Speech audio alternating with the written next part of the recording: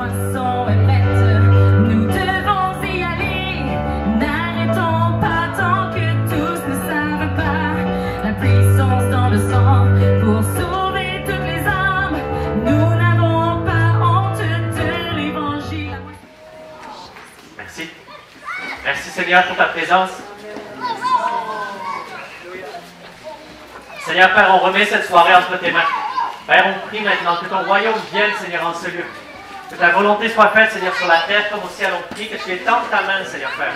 Dans le nom de Jésus-Christ, que tu glorifies ton Saint-Nom, Seigneur. On prie pour notre Père. Notre Père Andrew, Seigneur, on te remercie, Père, que ta main soit sur lui. On te remercie de parler, Seigneur, à travers sa bouche, Père. Fais ton œuvre, Seigneur, ce soir. Et glorifie le Saint-Nom de Jésus, Seigneur. On te remercie pour ta présence. On te remercie de ce que tu fais, Seigneur, au milieu de tes enfants ce soir. Au nom de Jésus.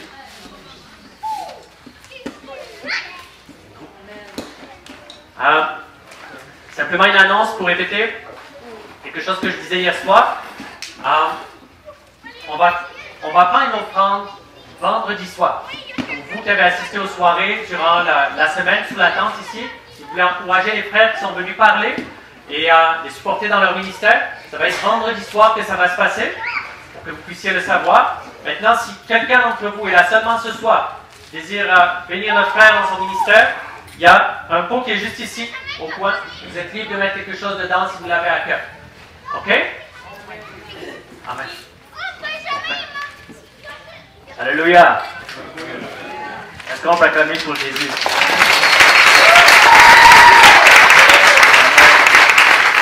Amen. Alors, pour tous ceux qui ne me connaissent pas, je m'appelle Andrew. Et je sais qu'il y a plusieurs personnes qui ont le misère avec mon nom. C'est comme André avec un W à la fin. Andrew, OK? Je suis coréen. Je suis pas chinois, je suis pas mexicain. Je viens du Corée du Sud, pas Corée du Nord. Corée du Nord, c'est le pays communiste, on ne peut pas se quitter le pays. Alors, j'essaie de répondre à toutes les questions, comme ça vous n'êtes pas distrait avec les questionnements de votre tête durant la prêche. J'ai 31 ans. Mais au-delà de tout, je suis un disciple de Jésus. Amen. Je suis votre frère en Christ. Et je suis très honoré d'être ici parmi vous.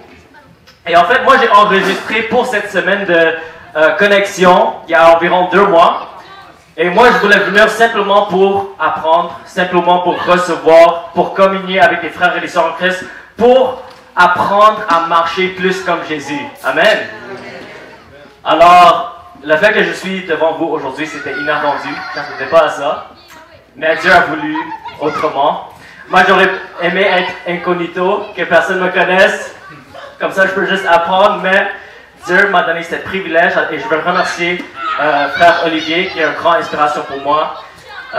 Merci à sa femme Jolia, qui fait un très bon travail aussi et qui m'a accueilli comme la famille. Je suis vraiment honoré d'être ici avec les hommes de Dieu qui sont aussi une inspiration pour moi, les gens que je suis sur les réseaux. Il y a le frère Eric et Marlène Leblanc de Québec, frère Jonathan Bouchard, Marc, et plusieurs hommes de Dieu que j'ai pu rencontrer durant cette retraite. Et je suis très, très honoré. Je veux aussi saluer ma famille de Montréal qui sont venus ici aujourd'hui. Il y a Ketesh, Jocelyn et Wayne.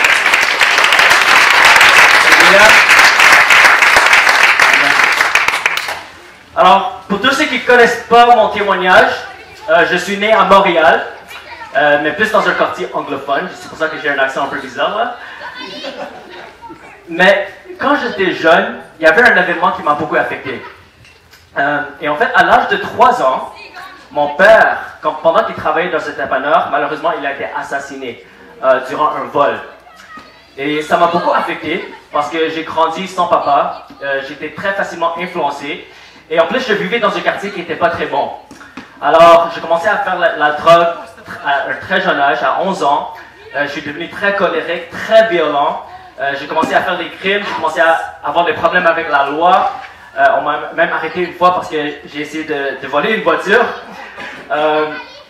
Mais j'avais un maman qui priait. Amen.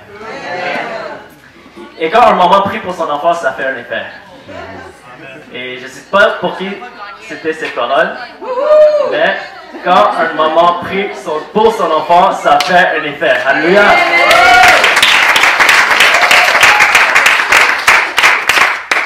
Et un jour, j'ai rencontré quelqu'un qui m'a complètement libéré, et son nom c'est Jésus-Christ. Et Jésus m'a libéré de la drogue, de la haine, de la colère, même ce que les psychiatriques ne pouvaient pas faire, faut faire pour moi, pour ma problème de colère et ma problème d'addiction, Jésus l'a fait. Jésus m'a complètement libéré, m'a transformé, et m'a donné une nouvelle cœur, et je suis devenu une nouvelle personne. Et quand j'ai donné ma vie à Jésus, il m'a donné un tel fin pour méditer la parole et pour prier sans cesse. Alors tous les jours, je priais, je cherchais la face de Dieu, je méditais la parole de Dieu. Et une chose que Dieu m'a révélée, c'était la réalité de l'éternité. La réalité que l'enfer existe réellement, que le paradis existe réellement, que Jésus est le seul chemin. Et un jour, j'étais à genoux, je priais à Dieu et je lui ai demandé, qu'est-ce que tu veux que je fasse avec ma vie? J'avais pas de talent spécial, j'avais pas de carrière en tête, j'étais pas très talentueux, j'étais très timide. Mais durant ces temps de prière, ce que j'ai entendu dans mon esprit, c'est que la raison pour laquelle je vis, c'est de gagner le maximum d'âme possible pendant que je suis sur la terre. Alléluia! Et depuis ce jour, je suis devenu un fou pour Jésus. J'ai commencé à marcher dans les rues, prêcher l'évangile. J'ai commencé à cogner porte à porte à mes voisins et leur parler de Jésus. Et un jour, j'avais l'idée d'aller au centre-ville. Et je me suis tenu sur une plateforme à côté d'un statut, en plein centre-ville Montréal. Et j'ai commencé à prêcher l'évangile à haute voix. Et la première fois que j'ai fait ça, deux personnes ont donné leur vie à Jésus. Alléluia!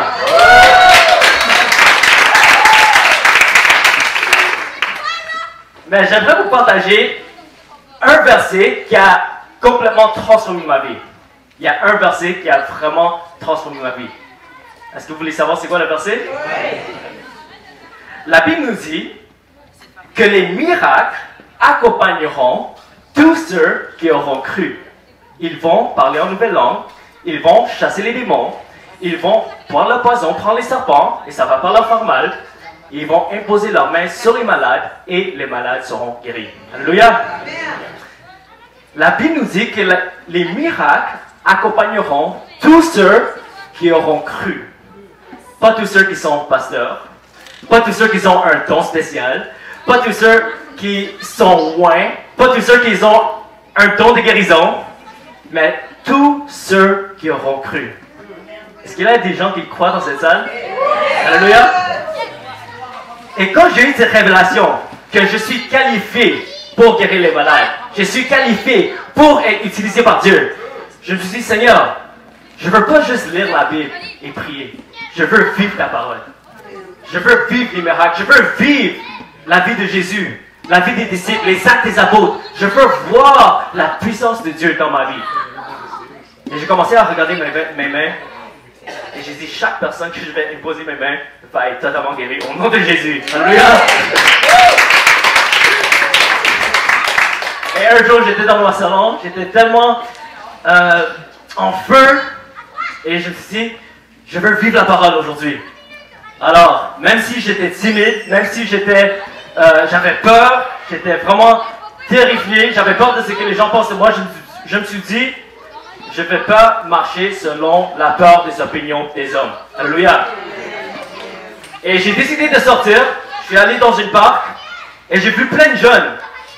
Et ils étaient tous en train de fumer la drogue. Et c'était les skaters. Et je me suis annoncé à eux, j'ai dit, bonjour tout le monde, je m'appelle Andrew, et j'ai fait des miracles.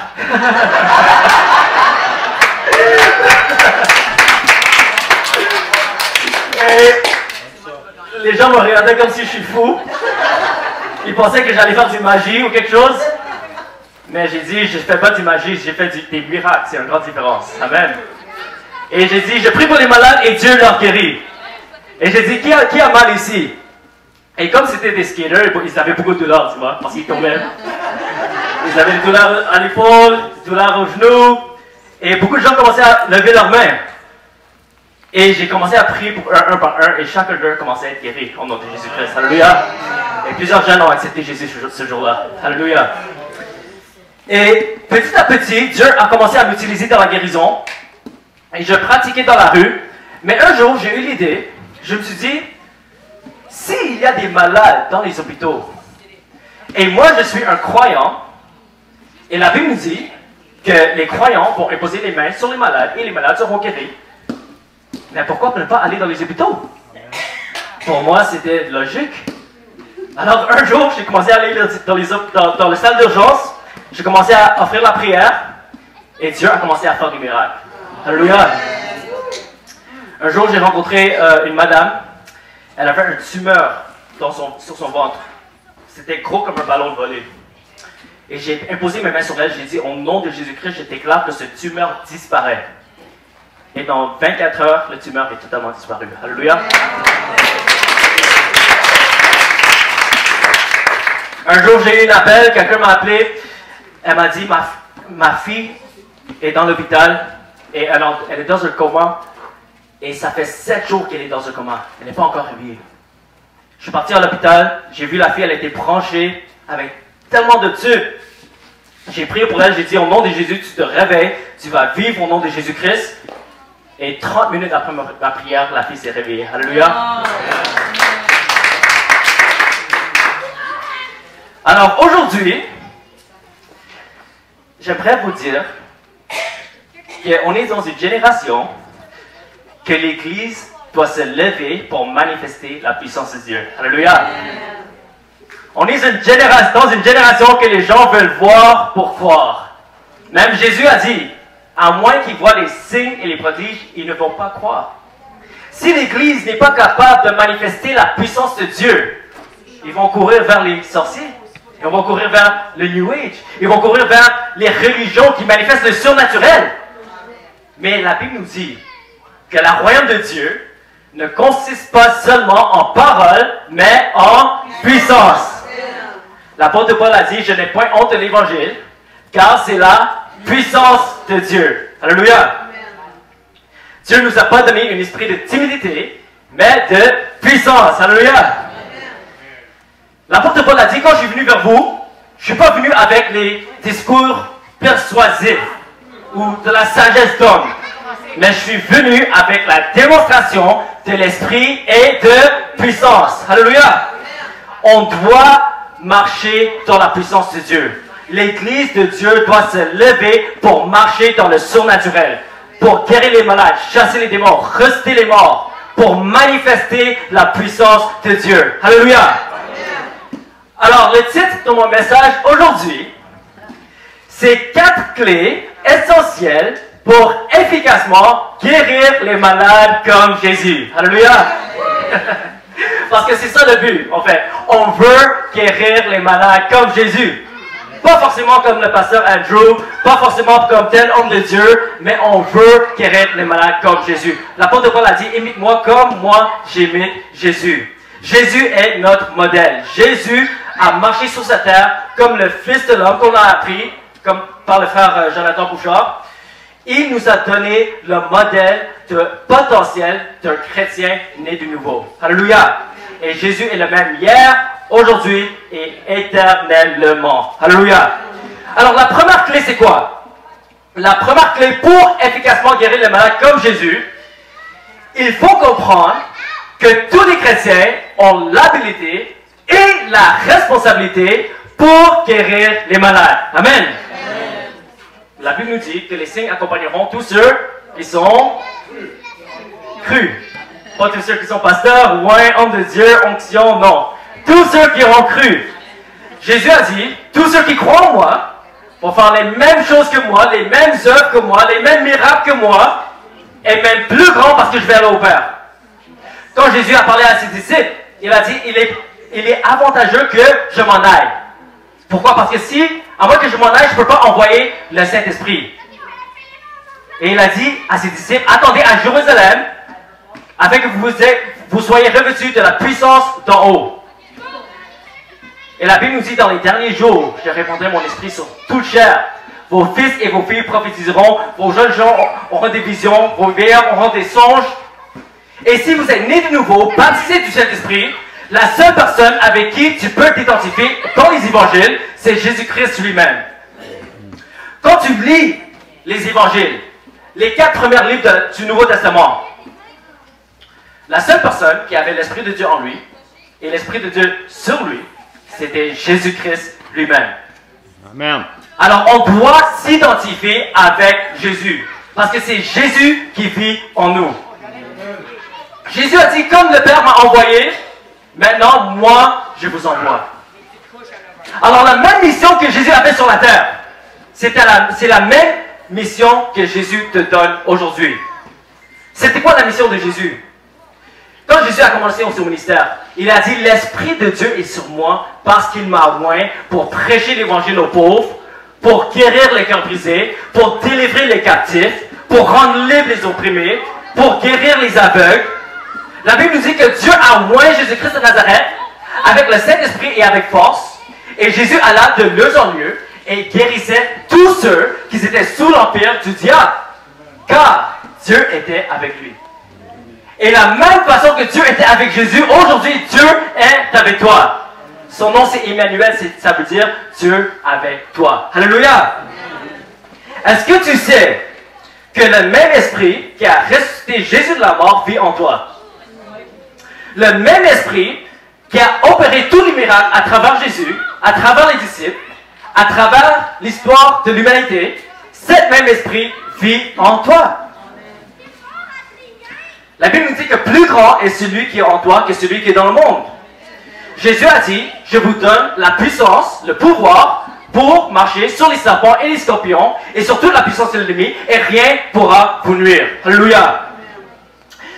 L'apôtre Paul a dit, ce n'est plus moi qui vis, je suis crucifié avec Christ, ce n'est plus moi qui vis, mais c'est Jésus qui vit en moi. Alors, il faut qu'on s'arrête à s'identifier avec Job. Alléluia. L'apôtre Paul n'a pas dit que c'est Job qui vit en moi. Il a dit que c'est Jésus qui vit en moi. Alléluia.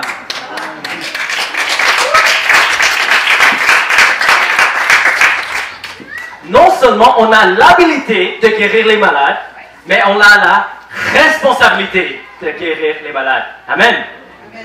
Et la responsabilité, c'est tout simplement la réponse à ton habilité.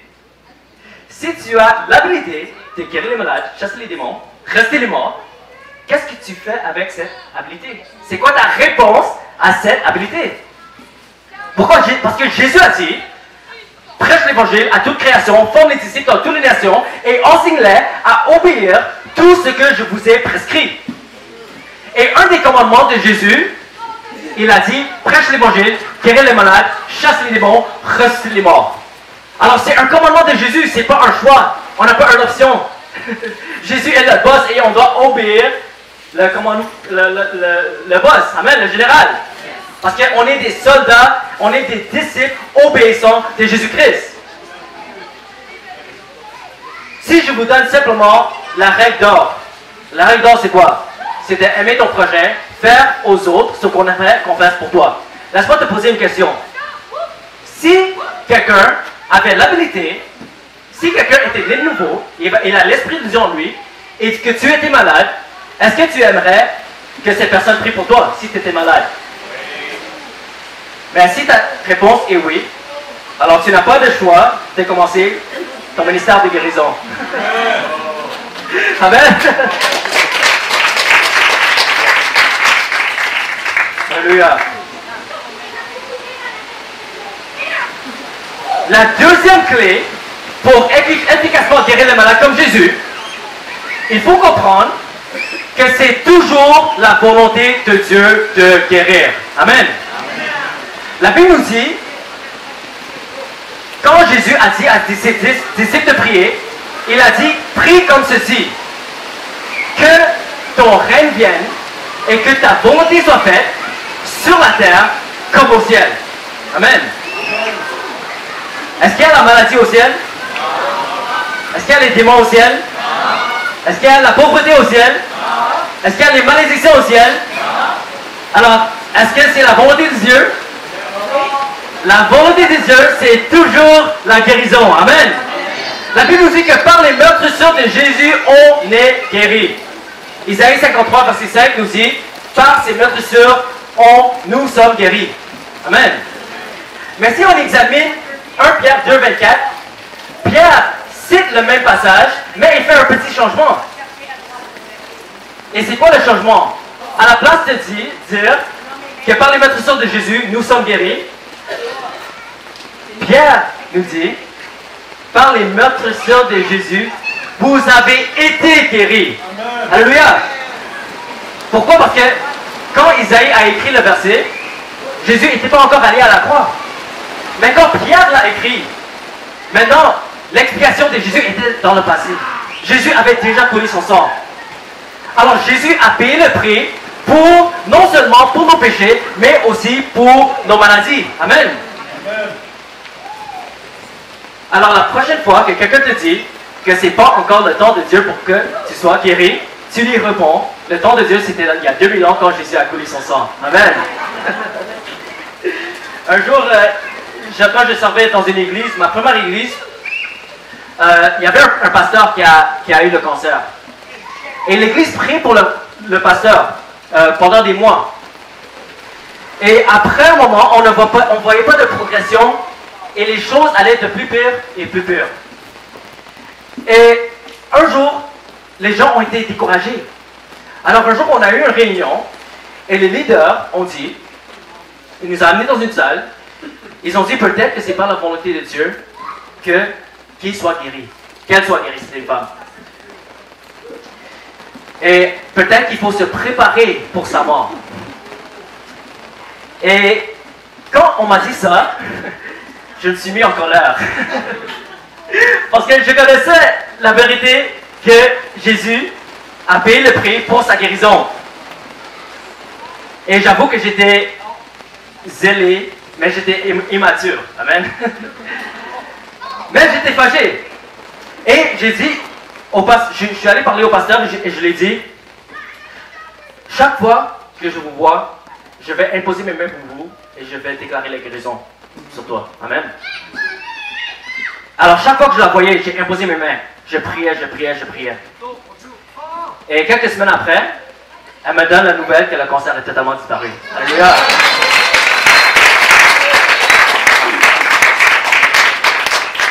Si on ne connaît pas la volonté de Dieu, comment peut-on persévérer dans la foi? Amen. Imagine si j'avais cru que ce n'était pas la volonté de Dieu, j'allais abandonner et on n'aurait pas vu le miracle. Il faut absolument comprendre que c'est toujours la volonté de Dieu de guérir. Si tu demandes la question à Dieu, est-ce que c'est ta volonté de me guérir? La seule réponse qu'il peut te donner, c'est que par les meurtrissures de Jésus, tu as déjà été guéri. Le prix a déjà été payé. Et on doit simplement appliquer la foi pour recevoir la guérison. Alléluia. Troisième étape, troisième clé essentielle.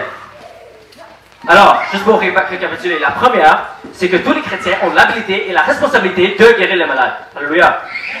La deuxième, c'est qu'il faut comprendre que c'est toujours la volonté de Dieu de guérir. La troisième clé essentielle, il faut comprendre qu'il n'y a pas d'obstacle à la guérison. Il y a un homme de Dieu qui a dit que le seul obstacle à la guérison, c'est le fait que tu crois qu'il y a des obstacles à la guérison. Prenons simplement l'exemple de Jésus. Regardons le ministère de Jésus.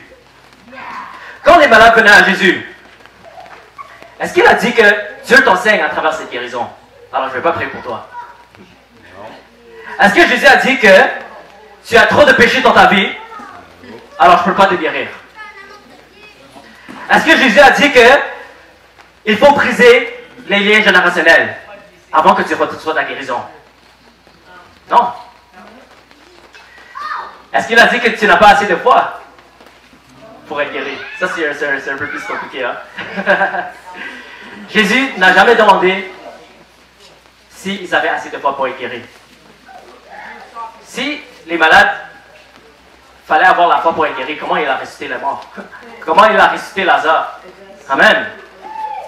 Alors, je vais regarder à ces obstacles qu'on nous a enseignés dans l'Église. Et je vais les réfuter un par un. Par la parole de Dieu. Amen. Alors, la première faux obstacle dans la guérison, c'est que Dieu nous enseigne à travers cette guérison. Tu sais, la Bible nous dit que c'est le Saint-Esprit qui nous enseigne toutes choses. Et le Saint-Esprit n'est pas un esprit d'infirmité. Amen. C'est le diable qui vient pour dérober, égorger et détruire. Mais Jésus est venu pour donner la vie et la vie en abondance. C'est pas Dieu qui envoie la maladie. La Bible dit que Jésus allait de lieu en lieu et guérissait tous ceux qui étaient sous l'empire du diable. Quand Jésus a guéri le malade, il disait toujours que c'est l'œuvre de Satan. Il a dit que Satan a mis cette femme, cette fille d'Abraham, pendant 18 ans. Alors Jésus n'a jamais dit que c'est Dieu qui t'a envoyé cette maladie pour t'enseigner quelque chose. Amen. C'est Jésus qui est venu pour détruire les œuvres du diable. Jésus est devenu une malédiction pour nous, afin qu'on puisse marcher dans les bénédictions de Dieu. Alléluia. La deuxième mensonge, la deuxième faux obstacle de guérison, c'est que tu as trop de péché dans ta vie, alors Dieu ne peut pas te guérir. Tu sais que toutes les personnes que Jésus a guéries, ils étaient tous dans le péché. Sans exception. Ils étaient tous dans le péché. Ils n'étaient pas des nouveaux. Ils étaient des païens, des juifs, des personnes de partout. Ils n'étaient pas religieux. Mais ils ont reçu la guérison. Sans exception. Alléluia. Le péché ne peut pas arrêter la puissance de Dieu. Si le péché pouvait arrêter la puissance de Dieu, personne d'entre nous sera né de nouveau. Dieu est venu vers nous pendant qu'on était dans le péché. Amen. Et c'est pas pour encourager les péchés. Si on continue dans les péchés, après avoir la bénédiction de Dieu, les choses seront pires. Le jugement aussi sera pire. Mais c'est juste pour vous faire comprendre qu'il faut enlever tous ces mensonges, tous ces obstacles qui sont enseignés, qui nous empêchent d'avoir la foi. Troisièmement, Jésus ne va pas te guérir à moins que tu brises tous ces liens générationnels. Okay? Jésus a parlé des liens générationnels une seule fois dans la Bible, reliés à la guérison. Quand il marchait, il a vu une aveugle. Les disciples ont demandé qui a péché, lui ou ses parents, pour qu'il soit né aveugle. Jésus a dit, ni lui ni ses parents ont péché, mais pour que la gloire de Dieu se manifeste, et l'aveugle a été guéri. Amen. Tout ce qu'on a besoin, c'est le nom de Jésus et la foi en son nom. Il faut arrêter de compliquer les choses. Amen. Il faut simplement déclarer la foi au nom de Jésus-Christ pour avoir les résultats. Quatrièmement, comme j'ai mentionné, la personne malade n'a pas besoin nécessairement d'avoir la foi pour recevoir la guérison. Jésus a ressuscité Lazare de la mort. C'était la foi de qui a ressuscité Lazare? Jésus. C'était la foi de Jésus, c'était pas la foi de Lazare. Amen. Un mort ne peut pas avoir la foi. Je vais vous donner un autre exemple. Il y avait un officier romain et un centenier. Il a approché Jésus. Il a dit, Jésus, mon serviteur est malade à la maison, il est paralysé. Et qu'est-ce que Jésus a répondu? Il a dit que je vais venir le guérir. Mais le centenier a dit quoi? Il a dit, non, je ne suis pas digne que tu viennes chez moi pour prier pour mon serviteur. Mais dis seulement un mot. Parce que moi, je suis un homme sous autorité. J'ai des soldats en dessous de moi. Et je les dis de va et ils vont, de faire ceci et ils font. Ils m'obéissent. Ils comprenaient l'autorité.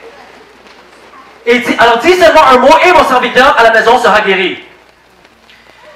Et qu'est-ce que Jésus a répondu? Il a dit, je n'ai jamais vu autant de foi en Israël que cet homme. Que ça soit fait selon ta foi. Et le même heure, le serviteur à la maison a été guéri. C'était la foi de qui l'a guéri? C'était la foi du centenier. Amen. Alors on peut avoir la foi pour les autres. Alléluia. On a la responsabilité pour avoir la foi pour les autres. Plusieurs personnes peuvent peut-être utiliser le passage qui est écrit, Dieu ne pouvait pas faire beaucoup de miracles dans sa propre village. Mais, si tu examines ce passage, la Bible nous dit, sauf qu'il a imposé ses mains sur peu de malades, et toutes les personnes qu'il a imposé ses mains sur, ils étaient tous guéris. Ça veut dire quoi? Ça veut dire que toutes les personnes qui sont venues à Jésus, ils étaient tous guéris. Alors, la raison pour laquelle il ne pouvait pas faire beaucoup de miracles dans sa propre village, c'est parce que les personnes ne venaient pas à lui. C'est comme par exemple, si on organise une conférence de guérison, on dit à tout le monde, viens pour la guérison. C'est les personnes qui viennent, qui reçoivent la prière, qui vont être guéries. Alléluia! On doit arrêter de mettre la blâme sur les malades. On doit apprendre à prendre responsabilité pour les autres. Un jour, je marchais dans mon quartier, j'ai vu un groupe de jeunes et j'ai dit bonjour, je m'appelle Andrew, je fais des miracles. C'est ça mon approche, spécialement avec les jeunes, tu vois. Et je sais que, avant que vous me traitez d'orgueilleux, je sais que c'est pas moi qui fais des miracles, amen. Je sais que c'est Jésus qui fait des miracles à travers de moi, mais j'utilise cette approche pour attirer l'attention des jeunes, amen. Et j'ai rencontré un musulman. Il a dit, moi je suis musulman et ta prière va pas fonctionner. Qu'est-ce que j'ai dit? Est-ce que j'ai dit, oh, t'as pas de foi, alors je vais pas prier pour toi, je vais prier pour quelqu'un d'autre? Non, c'est ce que je lui ai dit. J'ai dit, si Dieu te guérit aujourd'hui, tu donnes ta vie à Jésus.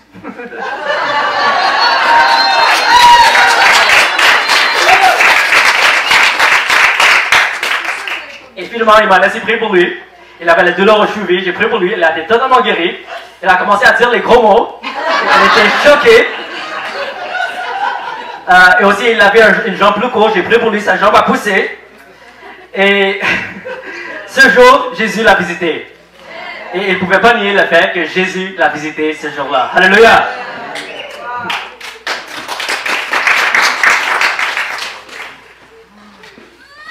Il faut apprendre à prendre la responsabilité pour les autres. Amen. Parce que si c'est seulement les croyants que pour guérir, comment va-t-on gagner le monde? La Bible nous dit que les signes accompagneront tous ceux qui ont cru et ils imposeront les mains sur les malades. Pas sur les croyants. C'est les miracles qui confirment la parole de Dieu. Si on examine les actes des apôtres, c'est les miracles qui amenaient les gens à la repentance. C'est les miracles qui amenaient le réveil. Alors, on doit être capable à démontrer la puissance de Dieu dans une génération d'adultères, dans une génération perverse. Alléluia. On doit démontrer la puissance de Dieu. Alors, si quelqu'un n'est pas guéri, ce n'est pas la faute du malade et ce n'est pas la faute de Dieu non plus. En tant que croyant, on doit prendre responsabilité d'avoir la foi pour les autres. Jésus, il y a un exemple dans la Bible, que les disciples ont essayé de prier pour quelqu'un et ils ont échoué. Ils ont essayé de chasser un démon et ça n'a pas fonctionné. Et c'était un enfant qui était lunatique, possédé d'un démon, et son père est venu à Jésus, et il a dit, Seigneur, tes disciples ont essayé de chasser le démon et ça n'a pas fonctionné. Qu'est-ce que Jésus a dit? Est-ce que Jésus a dit que tu n'as pas d'assez de foi, ou tu as un lien générationnel, ou tu as trop de péché dans ta vie? Non. Ce qu'il a fait, il a regardé ses disciples, et il les a dit, race d'incrédules. Race d'incrédules et pervers. Il les a traités de pervers en plus. Et Jésus a prié pour l'enfant, et Jésus l'a libéré. Amen. Amen. Et les disciples sont venus à lui après, et il a dit, Seigneur, pourquoi on n'a pas pu chasser les démons? Pourquoi ça n'a pas fonctionné? C'était quoi sa réponse? Il n'a pas dit que c'était un lien générationnel, il n'a pas dit que c'était l'enfant n'avait pas assez de foi, ou l'enfant a trop de péché dans sa vie, ou le papa a trop de péché dans sa vie. Il a dit parce qu'à cause de votre manque de foi. C'est la seule chose. Alors il faut comprendre qu'on a, en tant que personne qui prie, on a la responsabilité pour avoir la foi pour les autres. Amen. Maintenant, la quatrième clé essentielle pour guérir les malades, comme Jésus, ne prie pas pour les malades, guéris les malades. Jésus ne nous a jamais dit de prier pour les malades. Il nous a dit, guéris les malades. Si on examine le ministère de Jésus, Jésus n'a jamais prié pour un malade. Chaque fois qu'il a guéri un malade, c'était toujours une parole d'autorité. C'était toujours un commandement.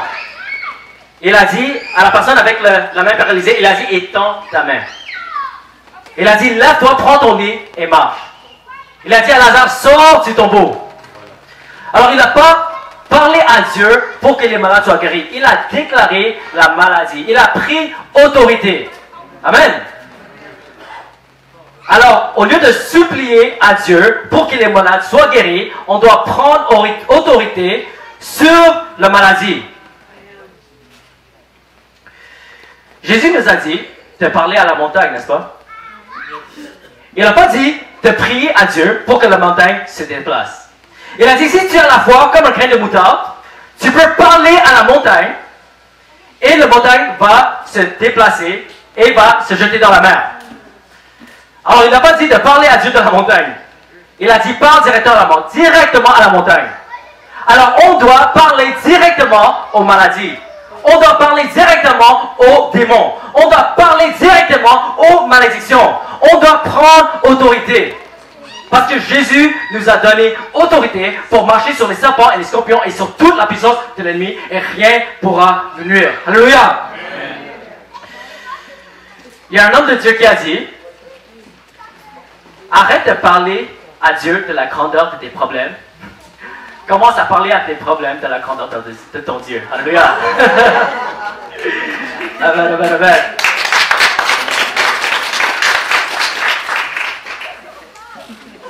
Alors, je suis déjà arrivé à la fin de mon message.